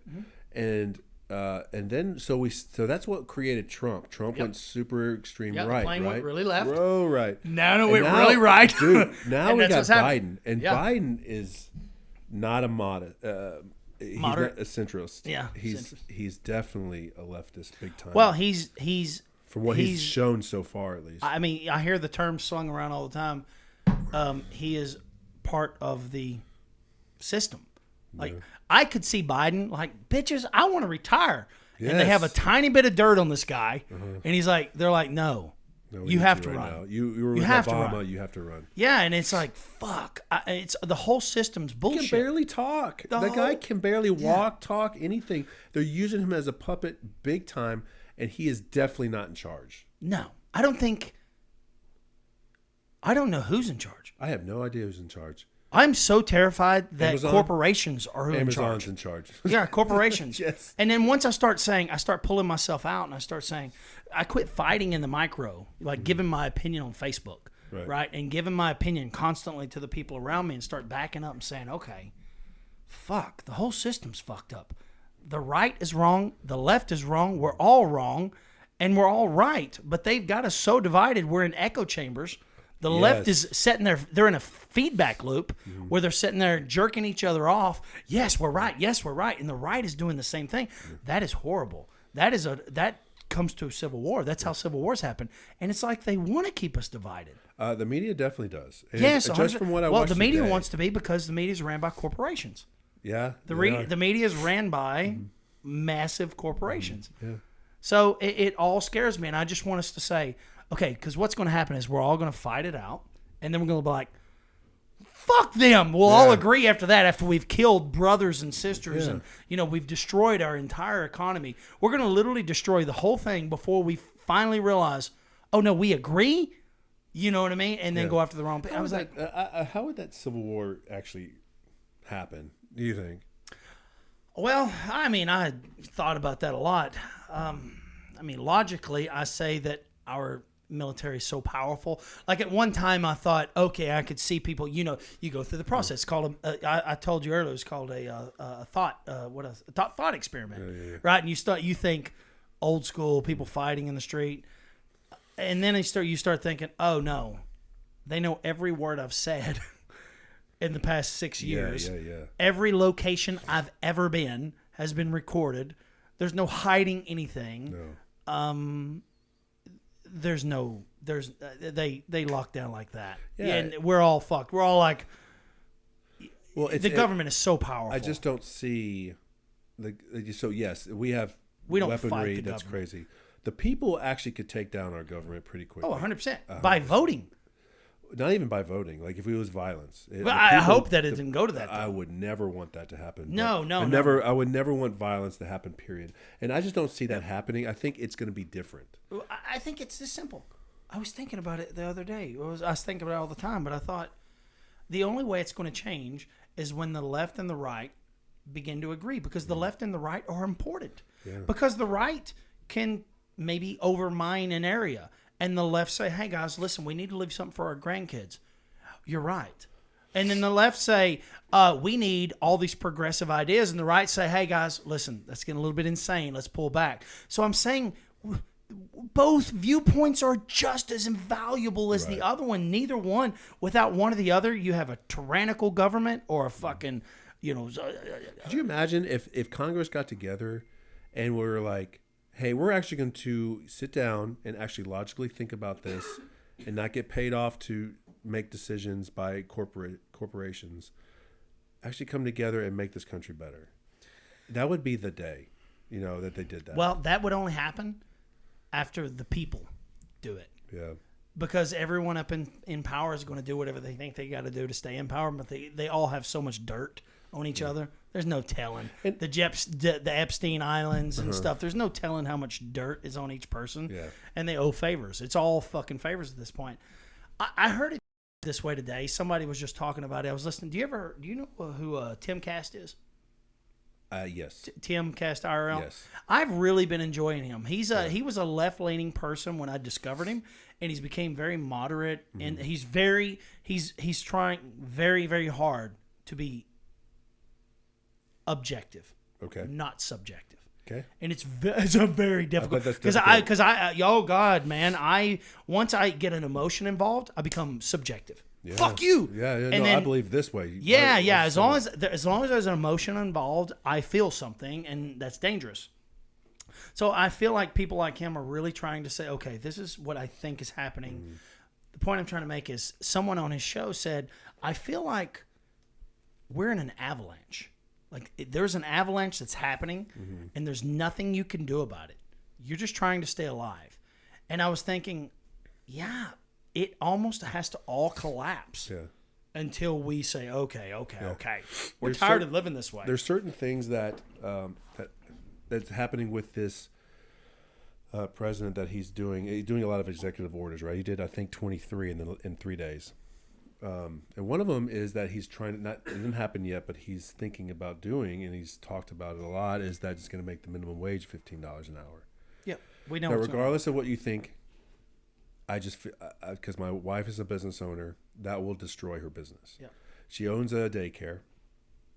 This wonderful woman has been working in daycare since she was born, it seems like, with her father, and then opened up her own, came from nothing, took a ton of loans out, created her own daycare in Smyrna, Tennessee, and it's blown up.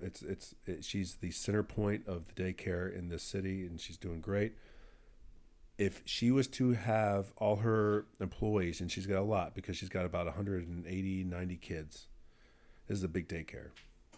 If she had to pay all her employees $15 an hour or more, it would bankrupt it. And she would not be able to stay in business, period. And that thing is really going to... Is that me? That's me. Oh, okay. It's actually her. No, I know. I mean, and there's a lot behind all that. I mean... I can understand both sides now that I've kind of researched, because in the beginning I thought $15, that's fucking stupid. And it is. It is. But there's a whole nother conversation that I could get into. $150 billion is also stupid. Like in my whole life I always thought, no, if you fucking earned it, you've earned it. It's yours. But then I've realized, the perks come along. You get to make government contracts. Right. You get favors. Once you get so big, then you become a monopoly. Right. And that's where the evil side of capitalism is not your local businesses. Okay. Anyone that's prospering locally, fucking they grind their ass off. But once it becomes this massive corporate thing, I love Elon Musk. That guy hasn't made a dollar. He's a good dude. Look, so he just passed up Jeff Bezos. He takes a zero salary. He doesn't make any money. He doesn't make any because he's borrowing money. Oh, okay. He's borrowing money to reinvest into his businesses. He's buying his own stock by borrowing money. Okay. If Tesla collapses, he's done. He has nothing. For sure. He's literally believed in humanity. I really think of all the people, Elon Musk really gives a fuck about the future of humanity. Yeah. I mean, this whole Mars idea is maybe crazy to a lot of people, but he's like, look, crazy, but he gives a shit, right? He wants to know that the human species will live on in case there's a catastrophic event. Jeff Bezos? I don't give a shit. I want to destroy every fucking Alexa I have. I want to not buy anything else from Amazon, and I want to go back to supporting my local shops. But they make it impossible. They make it impossible for sure because he can make 3 cents on this shirt and sell 100,000 of them and smoke everybody.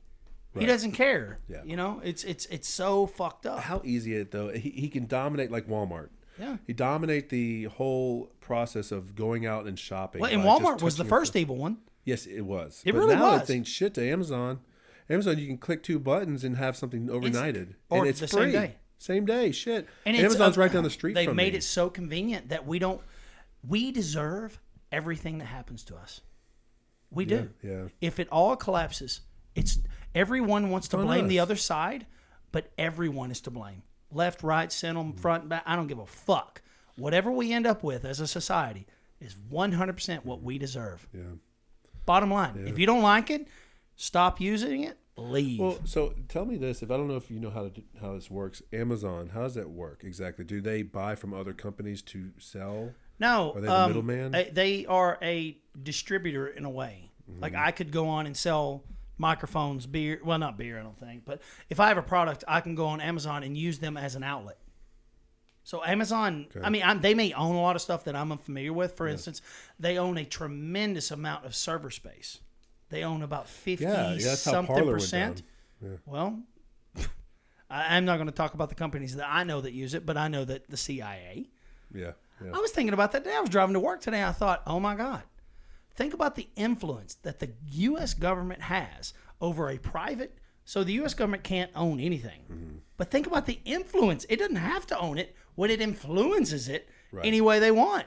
Because they got this however many $500 billion contract to have all of the intelligence stored on Amazon servers, right? I mean, Amazon's going to do whatever. Yeah, Dude, we'll so they give you own whatever the you servers. need. So that means they Amazon owns the servers. Amazon owns the servers for everyone. Oh Lord. Oh my God! Every major corporation that I know That's of not okay. is going to Amazon because it's the most secure. They've created the most secure. I mean, it was brilliant if you want, but why? Think about this. Why would you want to be that big? Why would you want to destroy I would everyone? never want to be that big. Ego. That is a Ego. giant power. That is the most beta-minded corporation to want to just take. All over the Like place. it just does. They're so hungry for attention to be the biggest, the baddest, the best that they're willing to destroy the entire system to achieve that goal.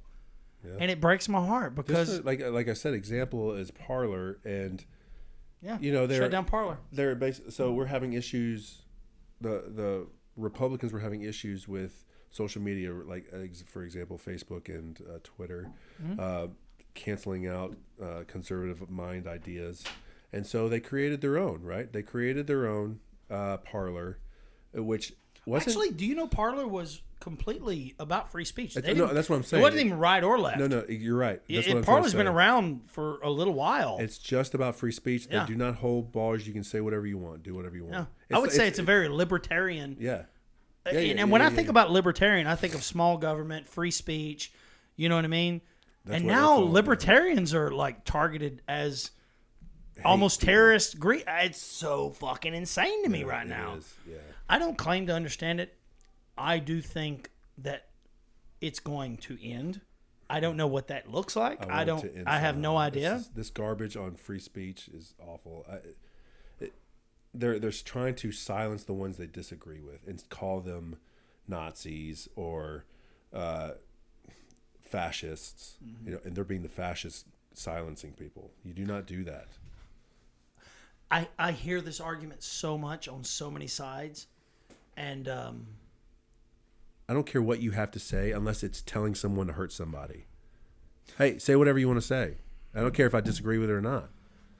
If you're trying to gather people to hurt somebody or hurt or burn things down, that's hate speech. Well, maybe I'm wrong. I haven't really thought this out. Okay. But what if that's okay too? Oh man. Because what if you let the market or society say, you're out of the fucking tribe. Right. Like, what if we went back to a more tribalistic mentality and we said, you can't fucking behave that way. Get the fuck out of here. Mm-hmm. You understand what I'm saying? Right. Like, if we started exiling motherfuckers, but right now, so we just need there's to wait. no consequence. So should we just wait till they make an error? I don't know. Yeah. Let people fuck up and say, you can't behave that way. Yeah. For instance, okay, it's this simple. People bitch about gas prices. It's this simple. We all agree, as a group, we're only going to Exxon. We will wait the fucking lines out for 1 month. We're only shopping at Exxon. Okay. As a society, that's what we're going to do. And everyone will be forced to drive down the gas prices. But there'll be a cocksucker that says, fuck you, I'm going to BP. Yep. And we're okay with it. We say, let them be them. No, we should say, fuck them, you're out of my fucking troop or my tribe. You no protection, no food, no water, no nothing. That's the way I think about it. You don't deserve to be in our circle, but we're so easy to forgive and say, okay, you made a mistake. No, you didn't. You were a piece of shit that only cared about you. You didn't care about the greater good. You didn't care about the tribe. And that's what I love about the tribe. The tribe is about keeping the entire organism alive. And then you got this rogue individual that doesn't care about the organism. And I think about the organism as a species. You know, it's all about us working together for a common goal of survival. Right. And if you want to be a piece of shit and do what's best for you, that's fine. I have no problem you doing that, but you're not in this tribe. Right. And I think that's what it would take. I think that's how we became as powerful as we did, was that mentality. It's like, well, you're not allowed to behave that way. But then the automotive industry came along and highways came along. Fuel became cheap and people got out of their tribes. And then the internet came along and people really got out of their tribe and never had to leave their fucking house. Yep. And then everything started becoming accepted and you didn't get booted out of your community. You didn't get exiled, you know? And I mean, there was a harshness that came to that too. You couldn't even have a religious belief in some cases without being a witch. So there's pros and cons to everything. But I also say we're 10,000 years away to evolving to the species that they want us to be today. We're 10,000 years from that. Like we're still evolving. Yeah. And I think there's going to be ups and downs, and everybody thinks the American thing is just going to last forever, and fuck that. It's going to collapse just like everything. It's going to collapse, unfortunately. On itself. Yeah. I don't think I think all the great ones did, though. I really do. All the great ones did collapse on themselves. Definitely collapsed on its own. Do you know why? Do you ever thought about why? Can I go pee and you think about why? Brennan was just telling me, and I know we'll get back into why Rome fell. Yeah. I did a lot of studying on Rome. And I'm not an expert at all, by no means. I should probably ask my youngest son, Landon. He probably has more information on Rome than I do. But Brennan was telling me he was struggling with switching the cameras. He said, you know, if it was a boring conversation, it would be easy. But he said, I tend to forget because there's no editing. He just switches the cameras back and forth. Yeah. He was just telling me that he enjoys it so much. He said the conversation is so interesting that he forgets. And I'm really bad at paying attention. I keep zoning out and thinking about what you guys are talking about. And I'm like, oh, crap, I got to keep switching it. But that's good, though. It means something that, you know, two old dudes talking about some shit that a 17-year-old kid finds interesting. I think that's awesome. Yeah. All right, so the Romans. So this is something I think about a lot, and I'm not a historian. I know very little about the Romans other than what you could catch in a really good documentary. Yeah, man, I love the Roman history. I watched every series I could. Spartacus, that was a good series. Yeah, it was good. The first season was the best because then the dude died from cancer, but then they replaced him with some guy that couldn't match him. Yeah, but it was a good series. And then I've watched movies over and over again. I just love it. I just love it so much. And gosh, the more I watched and studied them, the more evil they became. I was like, God, they are fucking evil. What they did. And I think, well, why? You know what I mean? That's a thought exercise. Well, why? It's a whole different world. I mean, it wasn't. Everything's so different back then compared to what it is now. I know it's more barbaric. Human life meant a little less. Way less, yeah. But honor meant more. Uh-huh. Integrity meant more. It's funny how values have shifted. Very much. So I was thinking about that a lot, and I thought, you know, why are we collapsing? Why is civilization, not just America, I'm talking about just the whole system as a whole, like, why would it collapse is what I was thinking about. And I was thinking about the Roman Coliseum and why it collapsed. And this is what I was thinking about. Like, why was the Roman Coliseum built? And I know I've talked about this several times, but it's more of a question than an answer. Excuse me, I didn't mean to burp there. But why was the Roman Coliseum built? I think it had something to do with them conquering, you know, the known world at that time, that there was really nothing else for them to do. And I think that once people... So, it's this. Every good story has three things. Yep. Conflict, climax, resolution.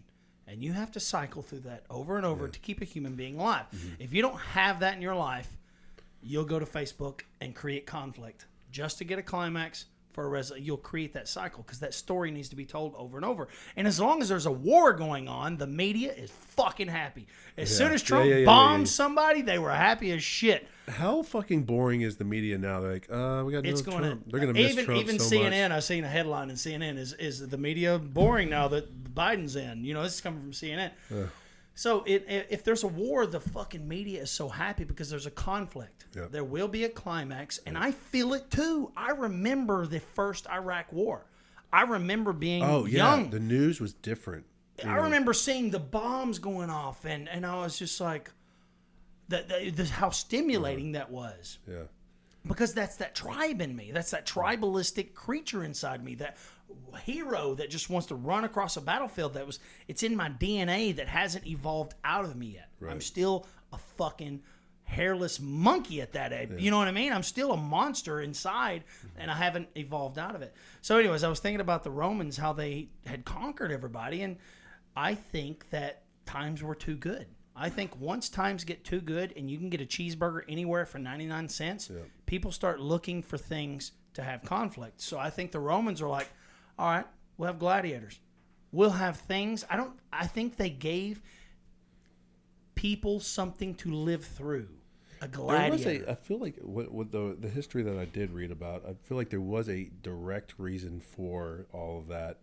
And it was more for the people, to give the people something to watch. That's what I'm saying. That's what my imagination told me. I was thinking, people needed something to live through. Mm-hmm. Warriors. They got to become that warrior for a moment. They're Conor McGregor. Yeah. They're Tennessee Titans. Because they didn't have media, right? So this is their way of showing and explaining how things went. They would the Battle of Carthage. So they would portray that in the Coliseum, or naval wars. They would fill it up with water, and they would have naval wars. Why was it always wars? Because we are warriors. Yeah. Like that with like the Indian tribes, like very small tribes. Like the greatest honor was to go off to war. Yeah. And because you were trying to protect your tribe, or you were trying to take from another tribe, you were trying to survive. That wasn't that long ago. And so we haven't evolved out of that yet. We've got, that's why I keep saying 10,000 years to go. Yeah. So people are always freaking out. I'm like, hey guys, we're still fucking just a hair away from being a Neanderthal. Yeah, we should be pretty fucking happy that we're arguing about equality and some basic bullshit. Yeah. Like this is basic. 100 years ago, it was brutal as fuck. Very bad. Like people talk about the Roaring 20s. Fuck that.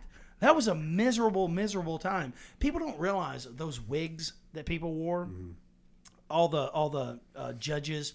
You ever seen the wigs that people wore? Yeah. You know why they wore it? Syphilis. They were rotting. Their skulls were rotting. It was their skin would rot to the bone. So they started creating wigs to hide the rotting skulls. Well, it wasn't a fucking glamorous time.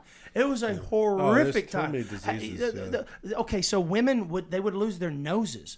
It became a thing.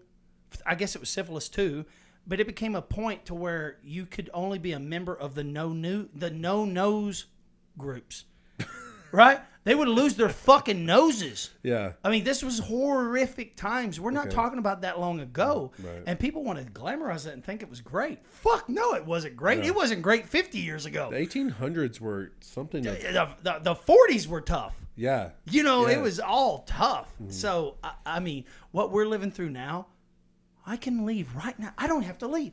I can say, hey, Siri, and I got to be quiet saying it because she'll fucking order whatever I want. Yeah. And the shit will be here in 30 minutes. Food, doesn't matter what. And it's fucking insane. Yeah. So where's our conflict? We don't have any. Where's each other? Well, we're looking for it constantly. We depend on social media and all these other things, and that's what I think about. I think that's the importance of sports, and I'm not a big sports fan, but I think that's why football and baseball and all these – to be able to identify with a team is like your outlet, but people are kind of drifting away from that. It is, though. It is a safe one because to an extent. It's our gladiators. So like, I'm a Braves fan. I'm an Indians fan. To have something to identify with. When your boys win, when your team wins and it goes all the way to the Super Bowl or whatever it is, whichever sport it is, then you have bragging rights and you yell it all up from the top of a mountain. Yeah. And you get to, it's it's safe, but you feel good. Yeah. You know, you're not hurting somebody. No, it's awesome. Unless it's you awesome. live in LA and then you burn everything down. I think it's a very progressive concept. It's a way to keep from going out and hurting each other. Yeah. I think But that ain't good enough. They say that's barbaric. You can't have a name, the Indians or this or that, because that's offensive. And I'm like, that's all right, fine. You can have your way, and we're going to burn the whole fucking thing down again, and we're going to be running naked in the streets is what's going to happen. It's really sad that they're doing that, and they're destroying sports, not only in that way, but they're throwing politics into it. People don't want to watch ESPN. I look at ESPN at work sometimes, and I'm just looking at the TV, and they're talking about Trump. And I'm like, guys, God bless it. Please let me see something different. Because politics surrounds us, and I'm just like, I just need an outlet. I need something different. And you can't even have sports without them talking about how awful Orange Man Bad is. No, I know. So that's why I thought the avalanche was the best analogy, because it's happening. It's in the process. You don't stop avalanches. You just try to survive the fucking things. Yeah. And so I'm just trying to sit back and watch this avalanche go past. And I'm like, fuck. So I'm just trying not to be in the middle of the avalanche. If anything, I want to surf down the motherfucker. That's what I'm thinking. Yeah, that's the best way to do it. But that's the way I see it. That's the way I see what's happening right now. And I'm not mad at anyone. I actually feel horrible for both sides because I'm like, gosh, no, y'all don't disagree. I mean, they've created this division between all of us. And I'm telling you, man, you guys love each other and you don't fucking know it. No. So in my old neighborhood that I lived in, my first house I ever bought was in Smyrna, Tennessee. It was in a cul-de-sac. You would have loved it because everyone in the cul-de-sac were friends, and we all were drinking buddies. We'd always have get-togethers. We all had kids at the same age, and I still talk to them still. A friend of mine, Randall Foster, he lives there, and he's the one that mostly had people over. He's the pretty much the chief, basically, around the cul-de-sac that had people over or made the things happen, made the events happen. But he's a very leftist, very left-wing guy, and I'm the opposite.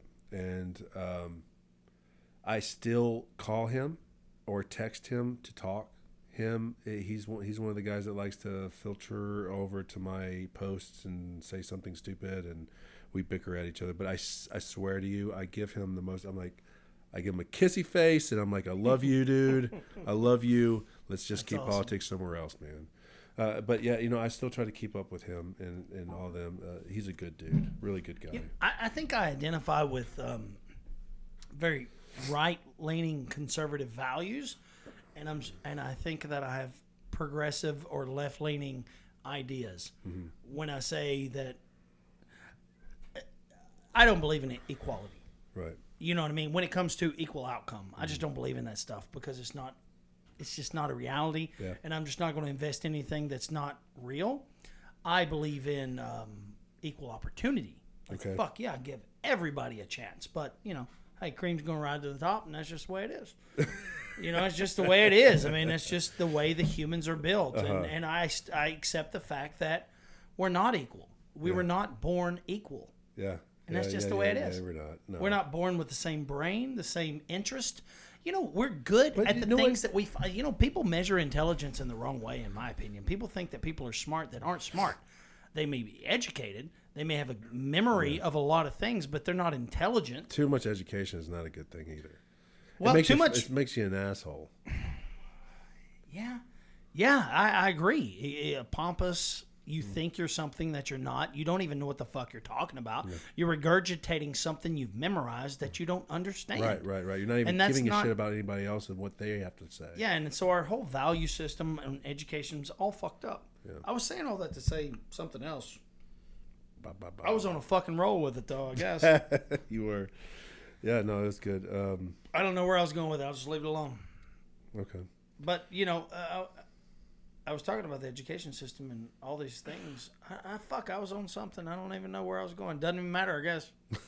You said something that struck something up, and I this is where I get, and I'm like, forget where I was at. Yeah. I'm surprised it only happened once tonight. Yeah, me too. I think you've been doing a great job tonight, man. This podcast is great. You've enjoyed yourself? I have. I love this office. I love this environment. Yeah. Your boys over there kicking ass over there. Isn't that cool that my kids are involved? Yeah, that is even better, honestly. I should get them a camera, but I kind of like the idea of them being. You should like hidden. up here, just kind of shine on them. Yeah, so I people can kind of see. think it's cool that people don't get to see there. You got to create that little bit of mystery, Yeah. right? Yeah. Yeah, so no, they don't know what they look like. Although Brendan's been on the podcast. So the back scenes, one like on one podcast, just kind of show his face. Hey. Yeah. I'll bring him back on. Matter of fact, the first podcast I ever did was live, and it was a complete catastrophe because we were both nervous. Yeah. And Adam McCook actually was the one that did it. Yeah, and he. Hey, what he a good guy Adam is. Fucking by the way. amazing Dude, guy. Dude, I will call him chef forever. He's a great cook. Isn't he? He loves to cook. He loves to please. He loves to please. That's the thing. He loves to please. He He's just like, hey, he I'm wants here to for you. help and be a part of it. He wants to learn. He's sitting in a cabin with his boy, watching off-roading videos while cooking breakfast, and I walk in, and he's like, "Look how cool this is! I want to do that. Hey, do you want some sausage? Yeah. Do you want some eggs?" So Adam's always described himself as they either love him or hate him, and that's true. You either love him or hate him. He's the most pure, honest human being I've ever met. He's just himself 100% of the time, and people have a hard time with that. He can be super vulnerable, and I think that's just incredible. I love that side of him. He's a good dude, yeah, and I'm glad I met him for sure. He's a Marine, right? Yeah, he was a Marine. Yeah. He did the podcast with me, and it's funny is we did these test runs, and it fucking went great. We're like, okay, all the audio works, everything's working great. Let's fucking do it. We go live. I'm talking about live. Yeah. Like what everybody's it's being broadcast. And for multiple reasons, it didn't go well. Okay. We shut it down. I was like, we can end it anytime you want. He's like, yeah, let's do. So he just fucking left. Oh no, no. Yeah. Well, I was like, do you want to end it? All right, we're ending it. We kill it. You can go back and watch. It's the first episode. Yeah. I was like, damn. Fuck. Well, at least we did it. And I was like, but god dang it, I really wished we would have made it through. And Brendan's like, I'll do it. I was like, bitch, get in here. So Brendan came on. He was episode 2 in the same night. We went live again. Oh, okay. I was hard, man. I was nervous as shit. It was hard going live. Yeah. And there's It's not nerve-wracking knowing that you're live. Well, I'll be honest with you. There's not been one podcast that I wasn't nervous about. Nervous. Well, you Except for this nervous. You don't seem nervous. Well, I always hide it very well, but this one I didn't have time to be nervous because usually I'm waiting for people to get I here. popped in and was like, let's go. But you're behind me? Yeah. And I'm like in a panic trying to get shit set up. Like well, how ironic. Well, you literally pulled in right behind me. You know, it's funny because before I got here. It was the best thing that could have happened. Which I'm not nervous. I anticipate it. Okay. Yeah, I get excited and and I just want to make sure because people get nervous.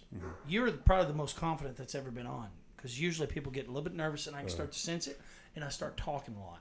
As soon as I think someone's to cover nervous, that up, I'll start talking a lot. But go ahead. Well, my wife and I, we just had a newborn. He's 4 months old, 3 months, and we do this trade-off thing, right? So, and he's a little sick right now. He's got a stuffy nose. He can't breathe very well. And you can't do anything about that because they don't know how to blow their nose. They're babies. I go to the gym. I say, hey, I'm going to go to the gym at this time. Okay. So you take the baby. And you got to go to a doctor's appointment. Okay, cool. So I work out. I call her. Hey, where you at? Let's meet here.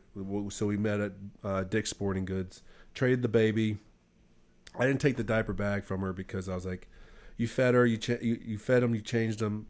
I won't need it for an hour and a half. She goes to the gym. Meet her trainer. Trains. In 1 hour, this boy wakes up. And I'm at Kroger shopping for her meals because I cook all her meals, and she my boy Jameson, he's watching me. Great name. And I'm playing with him. I'm trying to keep him happy. He starts to get a little fussy, but I try to tickle him, and we're good. But then he starts to lose it, and at the end it's just over. And he's tired of being in the car seat. And I'm going to her gym at Planet Fitness in the parking lot, calling her, texting her, hey, I need the baby bag. I need to change him. He smells like poop, and he's probably hungry. And she doesn't answer because she doesn't have her phone on her. She actually takes training pretty serious, so she doesn't have her phone on her. Once she's done, after an hour and a half of her training, She comes outside, and I call her. I'm like, "Hey, I'm in the parking lot. Please come see me. I need a change." I change the baby in the parking lot. I'm playing with him, keeping him happy, put him in this car seat, and he starts to throw a tantrum. And I'm like, "Hey, I got to go to a podcast, girl. I love you. Good luck." Yeah. And it's just like this game you got to play for. Hey, until they can walk and talk. Yeah. Yeah.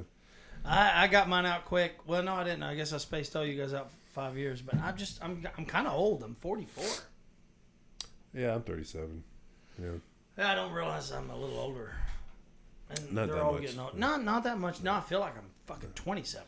Yeah, I feel like I'm definitely in my early 30s or 20s. Yeah. Maybe because all the Marine Corps infantry stuff's jumping in and out of freaking 8 tons and stuff that's really beat up my body. My knees hurt.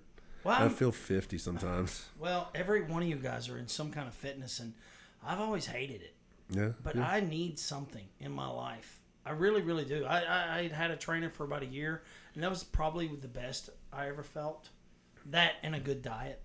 Yeah, it's a life-changing thing where it's hard to get into. So, but once you get into it and you're actually working out, you have to work out at least 4 times a week. I think also you need to do it by yourself. You need to find a way to do it by yourself so you're not dependent. Right. And you have to do it, so like I said, 4 times a week. If you don't, then you'll get disinterested. If you do it like 2-3 times a week, you'll get lackadaisical and you won't want to do it. You'll be tired and you won't keep it up. And trust me, you won't even see results. It's all about the diet too. It's all like 75-80% is diet. And that's the hard part, bro. No, that was the easy part for me. I think I drank 6 beers tonight. I never drink during the week. And I drink only on the weekend.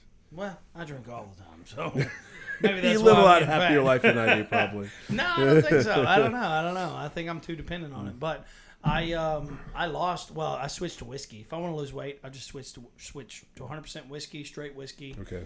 And Not bourbon. Bourbon's got a little bit more sugar, I think. I just go to Jameson. Okay. Yeah, straight up Jameson. And the last big diet I did for about a year. Just solid keto. Yeah. I remember you doing that. And that was great. I did that for a long time. Yeah. Loved it. I remember you were very freaking like extreme about it. You were like, Well, I loved it. Hey, it was easy. I was like, can I get you some food? And you're like, nah, dude, I have to eat this. It was too easy. It was too easy. I wouldn't. If I ever eat sugar, it would just drive me crazy. And then I just said, you know what? I probably need to switch back and just let my body have a break. I don't think it's good to just stick with something. Right. I think you got to kind of mix it up. I'll say the fucking carbs, though, man. I've gained 30 pounds, I guess. Yeah. I was like, when I go back to 200, I'll switch it up again. Gotcha. And I'm right there, buddy. Yeah. I have put on so much weight. I literally took 3 weeks off, and I seen the last podcast. I was like, oh, you're a fat You lost weight when you were motherfucker. trying to put that Jeep together. Like you took it apart, put it back together, get it off the mountain. I mean, probably. that was a good workout for sure. Oh yeah. I just need to get back into backpacking. I need to be more active. I think that's my problem. I'm lazy and I'm not doing anything active. Yeah. I need a little bit of cardio in my life. I need. I've never lifted weights. That's something I've never done. The one thing I did was go to a gym and do all this shit that my buddy made me do, and it was never weightlifting. Well, Nathan, you can come with me anytime. I know. Greg, CT is like, just go with me. I went with Greg one time, and whatever happened, I quit going. But I realized I need to do this alone. Because that is a type of therapy for people. It is. To go alone, and I realized I know you're doing it to be nice, but I'm also infringing in your time, and it's important. That's I say if I ever did it by myself and kind of got in a routine, I think I would enjoy it. Yeah, probably, man. I think so. It's therapy for me. If I don't work out for 3 days straight, I freak out. I'm freaking out inside. I need to push ups. Well, it releases so much dopamine. Yeah. Also, I mean, it's a very big reward. I mean, the human body releases a ton of that. Yeah, you're right. Man, I've had such a good time. It's been a good night, man. You I think appreciate there's anything else we need to cover? We went through everything. Gosh, it wasn't a super long night. We did cover a lot. Yeah. It was, I think, very productive. Yeah, my wife's probably going to kill me. I know. Dude, thank you so much for coming on. Thanks for making the drive out here. Yeah. I'm excited. Episode 16.